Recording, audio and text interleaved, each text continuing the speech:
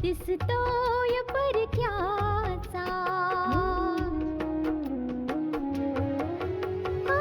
फुलाच चेहराचा दिसतोय परक्याचा नसे सुटणार नाजूक गुंता दोष न चरख्याचा फुले मी म्हटले जे होते पाहुणे ते तरी आळवीत जाणे मी जीवन गाणे हे रेखा ही भाग्याची रेखा ही भाग्याची रेखा ही भाग्याची रेखा ही भाग्याची. आतापर्यंत आपण पाहिलं सकाळी सुहासिनी देवाला नमस्कार करून विजयसोबत स्टेशनवर जायला निघते आणि आशा पल्लवीला घ्यायला जाते. नाना आणि सोहनलालच्या मध्ये याच गोष्टीवरून चर्चा होते. आशा रंजनाच्या घरी पोहोचते आणि पल्लवीला सोबत घेऊन निघते. सोहनलाल आणि नानांना हा प्रश्न पडलेला आहे की आशा आणि पल्लवीला गावी राहायला आवडेल की नाही. सुहासिनी आशा आणि पल्लवी सोबत गावाला पोहोचते जिथे त्यांची भेट जुगनूशी होते ज्याला बलराजने देखरेखीसाठी ठेवलेला आहे. आता पुढे. हो बेटा, सरकार सुद्धा प्रयत्न करत आहे की गावातही शहरासारख्या साऱ्या सोयी सुविधा याव्यात. तू बघच, थोड्या दिवसांनी गावं नाही उरणार. तुमचंही अगदी बरोबर आहे बाबा. तसं मी आज आशा आणि पल्लवीला गावात फिरायला घेऊन जाते. अरे वा, ही तर खूपच चांगली गोष्ट आहे. त्या दोघींचीही काळजी घे आणि हो, कोणत्या तरी चांगल्या डॉक्टर कडूनच आशाचं चेकअप सुद्धा करून घे. हो बाबा, ही सुद्धा काय सांगण्यासारखी गोष्ट आहे. नक्की घेऊन जाईल. अच्छा बाबा, मी ठेवते हा फोन. ठीक आहे बेटा. नमस्कार बाबा. सुखी रहा.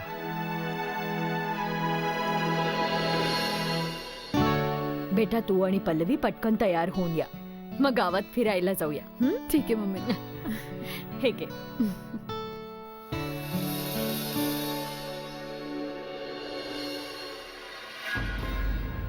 माहितीये मुलींनो, जेव्हा आम्ही पूर्वी गावी राहत असू ना, तेव्हा इथलं हवामान इतकं छान असायचं.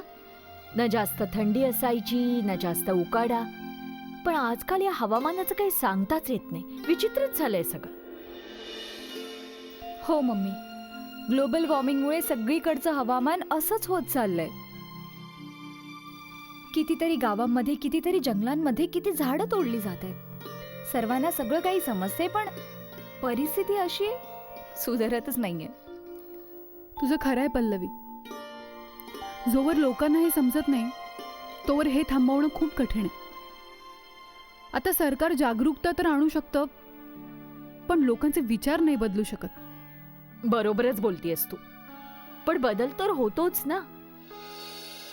आणि त्याचे परिणामही लवकरच दिसायला लागणार आहेत. लोकांना सरकारकडून खूप खूप अपेक्षा आहे. हो मम्मी, बरोबर आहे तुमचं. आणि तुम्हाला माहितीये, हे गाव बॉर्डर पासून 8 किलोमीटर दूर आहे. बॉर्डरच्या इतक्या जवळ असल्यामुळे या गावाचं स्वतःचं असं महत्व आहे. अगं, या गावात पूर्वी तर हॉस्पिटल सुद्धा नव्हतं आणि पैसे घेण्यासाठी इतकं लांब जावं लागायचं, पोस्ट ऑफिस मध्ये. पण आता या गावामध्ये सगळ्या सोयी उपलब्ध आहेत. हॉस्पिटल आहे, पक्के रस्तेही बनलेत. हो मम्मी, ते तर येताना आम्ही पाहिलंच होतं. पूर्वी तर इथे रस्तेच नव्हते आणि गाडीच्या नावावर घोडागाड्या आणि बैलगाड्या चालत असत. माहितीये का तुम्हाला, आधी तर या गावात हॉस्पिटल सुद्धा. Sorry madam. काय? कोण होता हा? बघून तर असं वाटते की रिपोर्टर होता. शिवाय असंही वाटत होतं की कोणीतरी त्याचा पाठलाग करतंय, हो ना?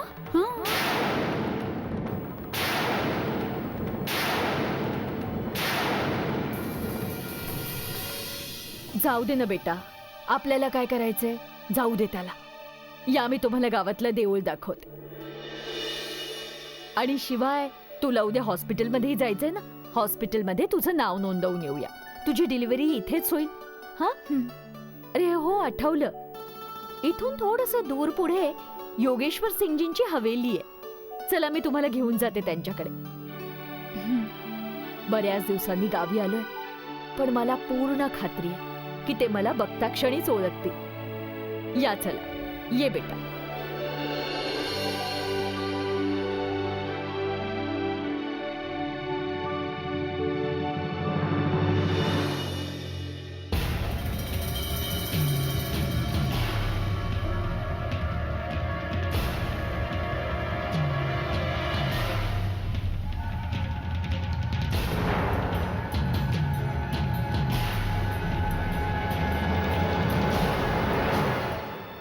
अरे पोरीच्या शिक्षणासाठी पैसे नव्हतं तर एक वेळ मला सांगायचं होतं, मी तिची ऍडमिशन करून दिली असती.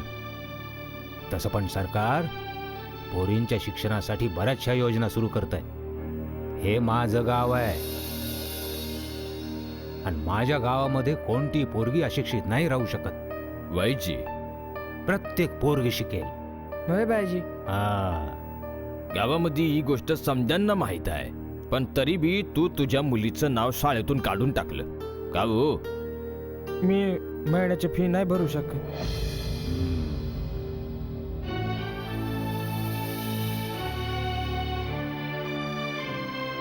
अच्छा, मग तू एक काम कर, तू आजच शाळेच्या प्रिन्सिपालकडे जा.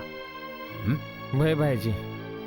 सरजू, हा चिठ्ठी लिहून घेऊन ये, मी सही करून देतो. होय बायजी. आणि तू ती चिठ्ठी नेऊन प्रिन्सिपलनं दाखव, कळलं? भय भाईजी. आणि पोरीच्या शिक्षणासाठी कसली पण कमतरता असेल तर त्यासाठीचं समद पैसे सरजूकडे येऊन घेऊन जा, ठीक आहे? पण भाईजी, ती 2 दिवस झाली बिमार आहे आणि हॉस्पिटलमध्ये भरती आहे. 2 दिवसापासून तिला ताप बी येत होता. आता ह्या आजारांपासून बचाव करायचा असेल तर साफसफाई ठेवायलाच पाहिजे. हां, ठीक आहे. जेव्हा ती बरी होईल ना तेव्हा जातो तिकडं. भय भाईजी.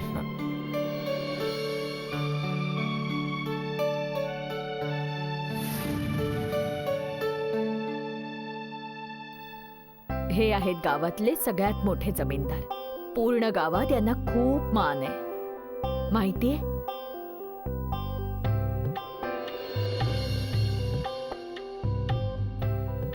पूर्ण गाव यांना भाईजी या नावाने ओळखतं. जेव्हा आम्ही गावी राहत असू ना, तेव्हा आमचे यांच्याशी खूप चांगले संबंध होते. ते तर दिसतच आहे की हे गावकऱ्यांच्या बाबतीत किती चांगला विचार करतायत. आणि ज्या माणसाचे इतके चांगले विचार असतील त्यांना गावातले लोक मान का नाही देणार? तुझं खरं आहे पल्लवी. या चला, मी तुमची दोघींची त्यांच्याशी ओळख करून देते. चला या. आता तू अगदी निश्चिंत होऊन जा, ठीक आहे? भय भाईजी, प्रणाम. सरजू, हा? एक काम कर, नमस्कार भाईजी.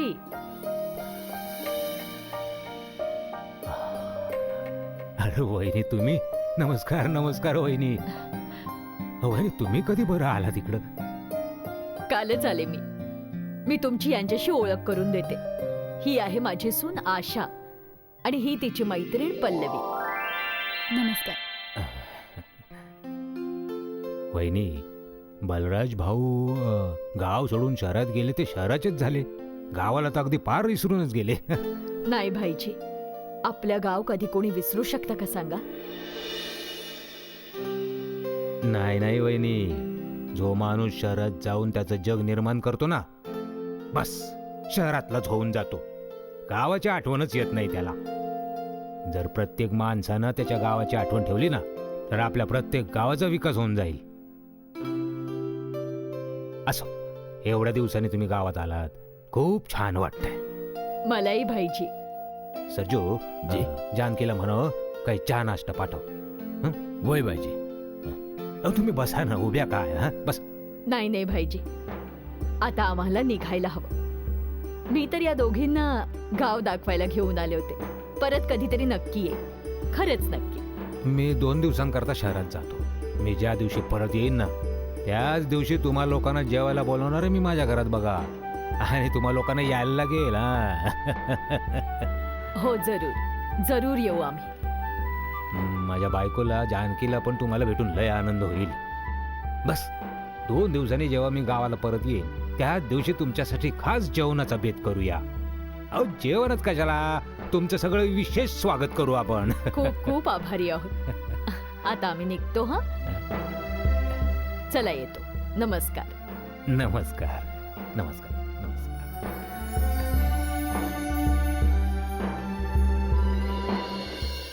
चला हे तर बरं झालं की पल्लवी आणि आशाला तिकडे गावी बरं वाटतंय. हो पप्पा, माझं आशाशी बोलणं झालं होतं, कारण काल त्यांची गावातली पहिली रात्र होती ना, म्हणून आशा आणि पल्लवी थोडे बेचैन होत्या. पण आज सकाळपासून त्यांना बरं वाटतंय. मला पण याच गोष्टीमुळे थोडी काळजी वाटत होती की आशा आणि पल्लवी दोघे इकडे शहरात वाढलेले आहेत. मग असं नको व्हायला की गावचं वातावरण त्यांना आवडणार नाही. नाही पप्पा, मी आशाशी या बाबतीत आधी बोलले होते. तिच्या बोलण्यावरून तर नाही वाटलं की इतक्या सहजासहजी ती तिथून परत येईल. हो बाळा, आशाला या घराच्या आणि आपल्या सगळ्यांच्या सुखाची पर्वा आहे. ते डॉक्टरांच्या सांगण्यावरून गावाला गेली आहे म्हणजे अगदी साहजिक गोष्ट आहे. परत यायला तयार नसेल, पण तिला तिथे करमत नाहीये आणि तरी ती परत येत नाहीये, हे मला नाही आवडणार. हो पप्पा, एक एक दिवस घालवणं त्या दोघींसाठी फार कठीण होईल. नाही दीदी, असं काही नाहीये. आशाशी माझं बोलणं झालं होतं आणि आशाशी बोलून मला हेच वाटलं की आशा तिकडे खूप खुश आहे. हो बाळा, जे लोक तडजोड करणारे असतात ना ते अशाच प्रकारे विना काही तक्रार करता तडजोडी करत असतात. आता आशा तिकडे तडजोड करून राहते की खरोखर तिला तिकडे आवडत आहे, ही गोष्ट तर नेमकेपणाने सुहासिनीच सांगू शकते. पप्पा, आपण सगळेच ममाला खूप चांगलं ओळखतो. या बाबतीत ममावरही भरोसा नाही ठेवता येऊ शकत. हो पप्पा, आपल्या घरात ममालाच बाळाची सगळ्यात जास्त ओढ आहे. जर गावात काही प्रॉब्लेम होत असेल ना तर ममा आशाची समजूत काढून सांभाळून घेईल, पण आपल्याला प्रॉब्लेम नाही होऊ देणार. आता याचं तर एकच सोल्युशन आहे रिद्धिमा, की विजयला तिकडे गावाला पाठवायचं. हा तिकडे जाऊन स्वतः पाहिल की परिस्थिती काय आहे. हो पप्पा, हे तुम्ही अगदी बरोबर बोललात. विजय तिथे गेला तर आशालाही बरं वाटेल. हो रिद्धिमा, बिझनेसच्या काही कामांमुळे मी विजयला आशासोबत नाही पाठवलं, पण आजकाल मला एकट्याला बिझनेस सांभाळणं जरा अवघड होत आहे. तरीही मध्ये मध्ये वेळ काढून विजय वाजिदपूरला तर जाऊ शकतो. विजय, पप्पांनी तर परमिशन दिलीच आहे. आता तू बघ बाबा, तुला कधी जायचंय? आशा आणि पल्लवीचं तर ठीक आहे, पण मला जास्त भीती विजयची वाटते. जर त्यालाच गावात चैन नाही पडली तर? गावात काय होतं माहितीये, अंधार पडताच प्राण्यांच्या ओरडण्याचे आवाज यायला लागतात. लाईटचा तर काही भरोसाच नसतो, कधी येतात तर कधी जातात. रात्रभर पूर्ण गाव अंधारात बुडालेलं असतं. पप्पा, जर पत्नी राहू शकते तर पती का नाही? बरं चला आता आवरा, तू जेवायला वाढायला घे, मी कपडे चेंज करून येतो.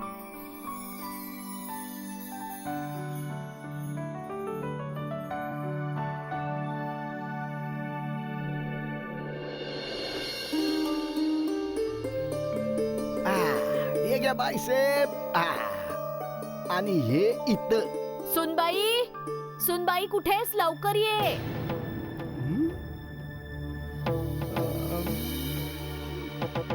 आले मम्मी. आले मी आले. बाईसाहेब, काल तर तुम्ही यांना सुनबाई म्हणत होता, आज यांना सुनबाई म्हणते. काका, हे मम्मींचं प्रेम आहे. या केव्हा केव्हा हिलाही सुनबाई अशीच हाक मारतात. अच्छा अच्छा, म्हणूनच याही प्रेमाने हाकेला ओ देत असतात. आले मम्मी. हो, हे वा, हिचं वा, प्रेम वा. आहे. काय पण प्रेम आहे, कमाल आहे. जुगनू काका पाणी आणाल का प्लीज? हा आता आणतो. मम्मी तुम्हाला आता जरा सांभाळून बोलायला हवं. तुम्ही जुगनू काकांना सांगितलंय ना की ही तुमची सून आहे, मग तुम्ही मला सूनबाई अशी हाक मारताय. हो मम्मी. हो सुनबाई, आता मला खूप सांभाळूनच बोलावं लागणार आहे. करा जेवण. पाणी. मम्मी मला एक गोष्ट समजत नाहीये. जो माणूस तुम्हाला धडकला होता तो कोण होता आणि तो असा का धावत होता? असं वाटत नव्हतं का की कोणीतरी त्याचा पाठलाग करतंय? हो ते तर मलाही समजलं नाही. खरंच होता कोण तो? सोड ना बेटा, या सगळ्याशी आपल्याला काय करायचंय? जेवून घ्या बरं. अहो कोणत्याही माणसाबद्दल माहिती हवी असेल ना तुम्हाला तर मला विचारा की, मी समध्यानं ओळखतो. हो जुगनू, ठीक आहे बेटा, आपण फक्त आपल्यापुरता विचार करूयात. बाईसाहेब, तुमची सून आशा तर ही आहे ना, आणि तुम्ही यांच्याशी बोलताय तर मग तुम्ही यांच्याकडे बघून का बोलताय मग? ओह, मी तर साफ विसरूनच गेले. खरं तर मला बोलायचं तर माझ्या सुनेशीच होतं, पण जरा नजर तिच्याकडे वळली माझी. मम्मी आज ही लाईट ह्यावेळी कशी गेली? अहो आमच्या गावात लाईट असंच येत जात असतात. तुम्ही घाबरू नका, मी मेणबत्ती घेऊन येतो. घाबरू नकोस बेटा, येतीलच आता लाईट. हो मम्मी, पण जर नाही आले ना तर आम्ही पूर्ण रात्र झोपू शकणार नाही. त्यावरून या किड्यांचे विचित्र आवाज, प्राण्यांचे आवाज. मम्मी मला खूप भीती वाटते. रेखा ही भाग्याची.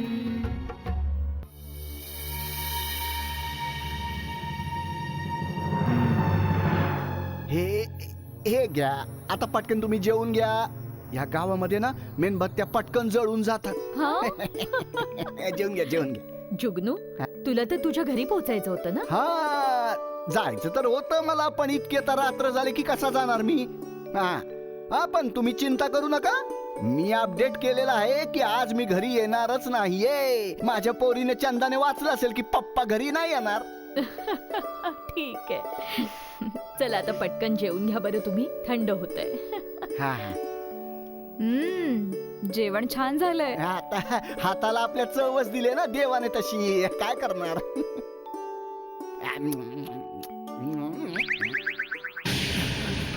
दरवाजा उघडा, कोणी मला वाचवा, मला वाचवा.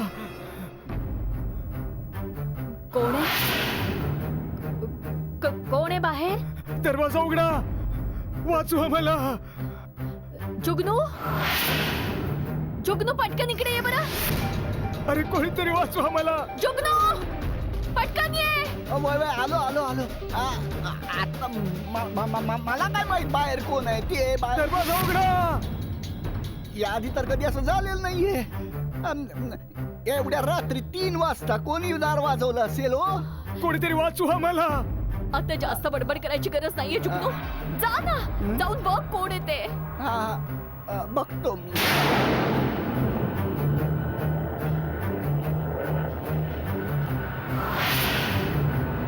दरवाजा उघडा, दरवाजा उघडा. कोणीतरी वाचवा मला, मला वाचवा.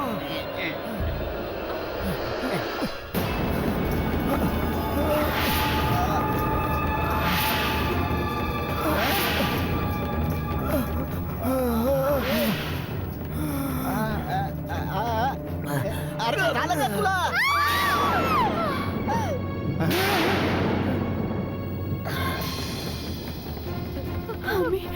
चला ना बघूया. अरे देवा,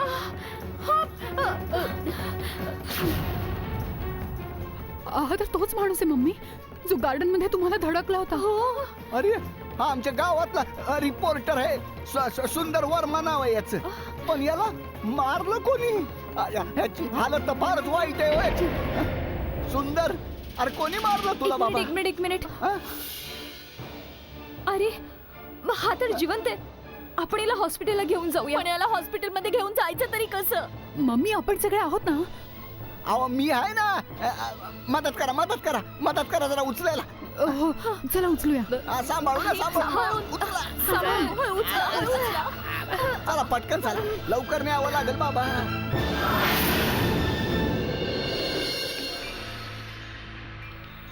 एक मिनिट थांबा. हो अरे अरे, हा तर खूपच जास्त घायाळ आहे. कदाचित त्याला मारायचा प्रयत्न झालेला. हो डॉक्टर. कोण आहे हा? आम्हाला नाही माहित डॉक्टर. हा जखमी झाला होता म्हणून आम्ही याला इथे घेऊन आलो. डॉक्टर, याला प्लीज वाचवण्याचा प्रयत्न करा. आम्हाला ऑलरेडी यांना इथे आणण्यात उशीर झालाय. हो पण ही पोलीस केस आहे, आम्हाला पोलिसांना इन्फॉर्म करायला लागेल. हे काय बोलताय तुम्ही डॉक्टर? याचा जीव धोक्यात आहे आणि तुम्ही म्हणताय आधी पोलीस केस होईल त्यानंतर तुम्ही ट्रीटमेंट करणार. हे बघा, तुम्ही समजून घेण्याचा प्रयत्न करा.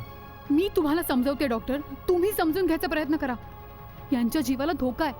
तुम्ही या गावात आहात याचा अर्थ हा नाही की तुमच्यासाठी कायदा वेगळा आहे. कोर्टाची ऑर्डरही हेच सांगते. जर कोणी जखमीला हॉस्पिटलमध्ये आणलं गेलं तर मग आधी तुम्ही ट्रीटमेंट करायची, मग पोलीस त्यांचं काम करत राहतील. हो डॉक्टर, जर याचा जीव गेला तर कोणी काही करू शकणार नाही. तुम्ही तुमचं काम करा डॉक्टर, पोलिसांशी मी बोलेन काय ते. माझं नाव आशा अरोरा आहे आणि मी क्रिमिनल लॉयर आहे. ओके, मी ट्रीटमेंट करतो. नर्स, पोलिसांना इन्फॉर्म करा या केसबद्दल. चला.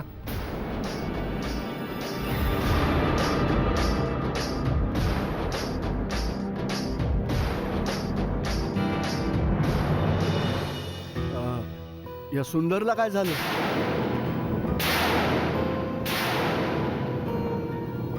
माहित नाही, आम्हाला तर काही माहित नाही हो.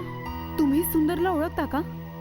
त्याच्या घरच्यांना ओळखता तुम्ही? हो, ओळखतो याला मी. काही खबर त्याच्या घरच्या लोकांना तुम्ही कळवू शकता? तुम्ही बघताच आहात, सुंदरची अवस्था खूप नाजूक आहे. जर याच्या घरच्या लोकांना इन्फॉर्म केलं तर बरं होईल. तुम्ही म्हणताय ते बरोबर आहे. हा शेजारच्या गावात राहणार आहे. जाईपर्यंत सकाळ होईल तरी प्रयत्न करतो. ठीक आहे.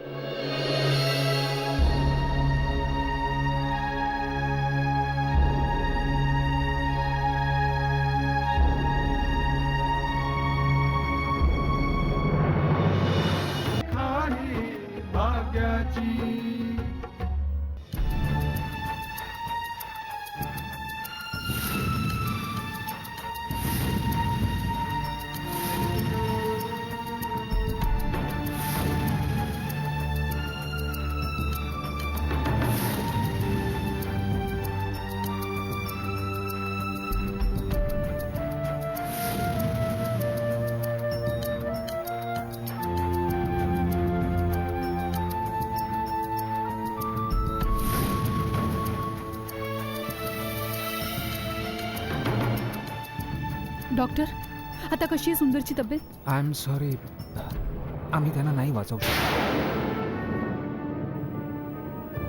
काय? हो, वाचवता येईल अशी त्यांची अवस्थाच नव्हती. आम्ही प्रयत्न तर खूप केले, पण तो एवढा जास्त घायाळ होता की त्याला वाचवणं मुळीच शक्य नव्हतं. Excuse me. अरे देवा, असं वयच काय होतं त्या बिचाऱ्याचं? का त्याला मारून टाकलं असेल?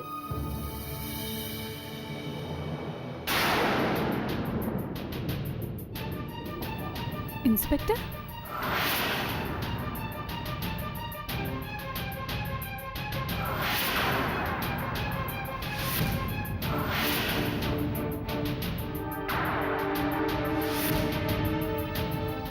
ओके डॉक्टर, मी तुमच्याशी नंतर बोलतो.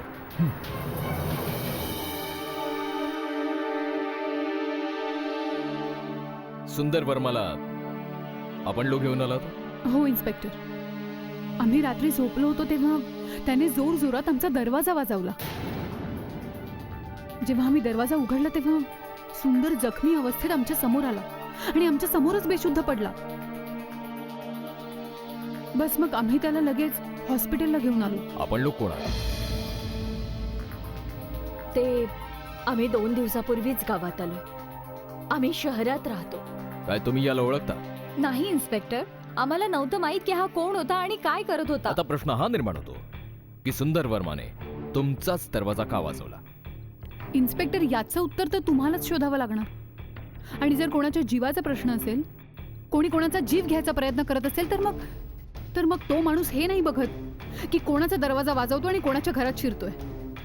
तुम्ही आता या गोष्टीकडे लक्ष दिलं पाहिजे की कोण आहे जो त्याला मारण्याचा प्रयत्न करत होता, कोण आहे जो त्याच्या जीवावर उठला होता. काय मी तुम्हा तिघींची नावं जाणून घेऊ शकतो?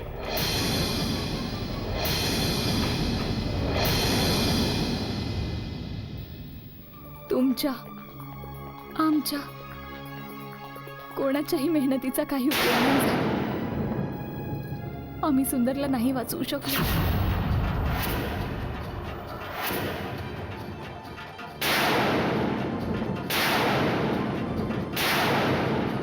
जर मनात सेवेचा भाव असतो तिथे अशा प्रकारच्या गोष्टी कधी अडथळे नाही बनत सुनबाई. सेवेचा भाव तर पल्लवीमध्ये ठासून भरलेला आहे, खास करून आशाच्या सेवे.